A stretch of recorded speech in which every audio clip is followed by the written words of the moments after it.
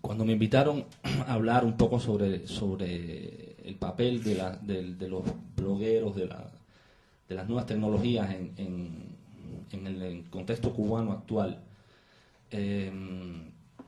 pensé que se trata de un tema que ha influido en la Cuba de hoy tanto como la coyuntura política en América Latina, el chavismo, la revolución bolivariana o la enfermedad de Fidel Castro.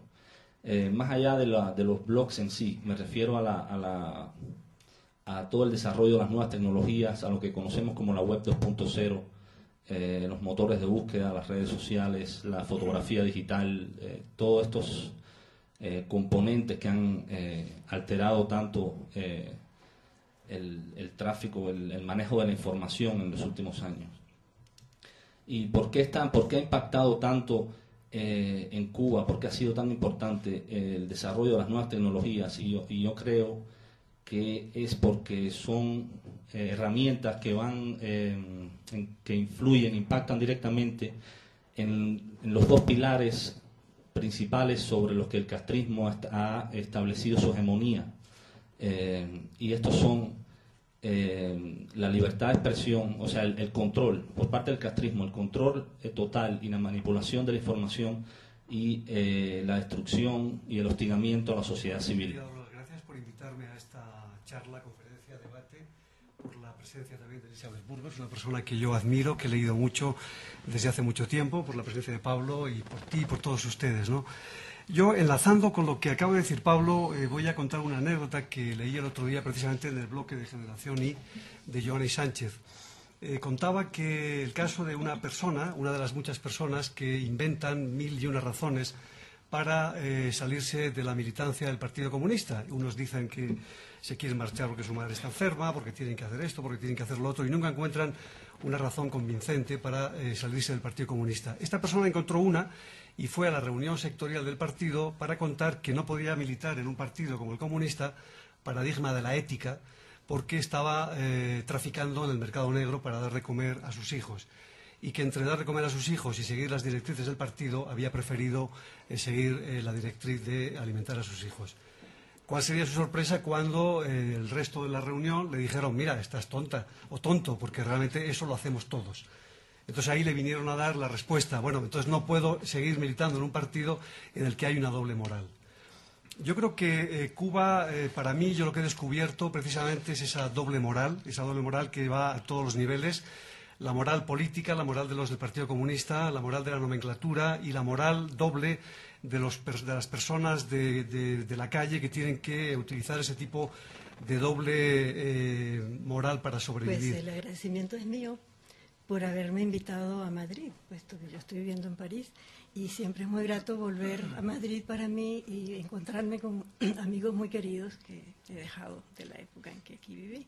Entonces, gracias por haberme invitado.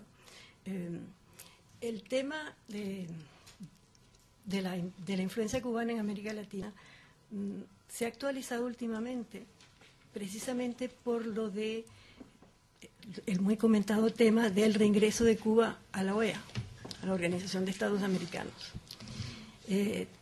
Casi todos los gobiernos, los presidentes de los gobiernos latinoamericanos han actuado y han hecho presión para que Cuba sea reincorporada a la OEA, e incluso el presidente de Honduras, me parece, dijo que la OEA tendría que pedirle disculpas a Cuba por haberla sacado de la OEA. El problema de Cuba con la OEA remite precisamente a esa presencia cubana a partir de 1959 en América Latina. Muchos dicen, incluso especialistas de Cuba, que auspiciar la lucha armada en América Latina, como lo hizo Cuba desde el año 59, era una respuesta a la actitud de Washington, que quería destruir la revolución cubana. Y nada hay más lejano de la verdad histórica que esa aserción, puesto que la revolución cubana surge desde el comienzo, además hay textos, hay documentos que lo atestiguan, con una voluntad continental, que después incluso fue más allá, fue hasta África y hasta otros países, pero hubo una voluntad de proyección continental. Y remitiéndonos a la época, ¿no?, a hechos históricos, Fidel Castro, cuando todavía no se había sentado bien su propio poder en Cuba, llega a Venezuela el 23 de enero del 59. En ese viaje él pronuncia 3 discursos de suma importancia, porque en esos 3 discursos está toda la política que luego Cuba implementó en América Latina, sobre todo en la primera época, en la primera fase de lucha armada. Ese viaje, en principio, Fidel Castro lo realizó para agradecer la ayuda que Venezuela le había dado a la Sierra Maestra, a la guerrilla de la Sierra Maestra, y es cierto que el propio gobierno de Venezuela, que era una junta, cuando, volviendo a la historia de Venezuela, en el año 58, Venezuela se libera de la última dictadura militar, la dictadura del general Marcos Pérez Jiménez, y llega una ola de cubanos exiliados a Caracas. Y allí pues crean una base de apoyo. Los venezolanos que ya se habían liberado de la dictadura hicieron una colecta de fondos muy importante a nivel nacional, es decir, un bolívar para la Sierra Maestra. En esa época el dólar estaba a 3 bolívares, es decir, que fue bastante dinero. Pero la propia Junta Civil Militar envió armas a la Sierra Maestra. Y las armas fueron en un avión venezolano conducido por un militar venezolano, que aquí hay una persona familiar de ese militar venezolano que llevó esas armas. Entonces Fidel Castro vino a agradecer a Venezuela esa solidaridad. Pero en realidad también por los 3 discursos que pronunció, él tenía muy claro lo que quería hacer en Venezuela. Y lo dijo. 3 discursos en los que él dijo: Venezuela no solamente puede ser petróleo, en Venezuela nació Simón Bolívar, Venezuela tiene la cordillera de los Andes, que debe tomar el ejemplo de la Sierra Maestra.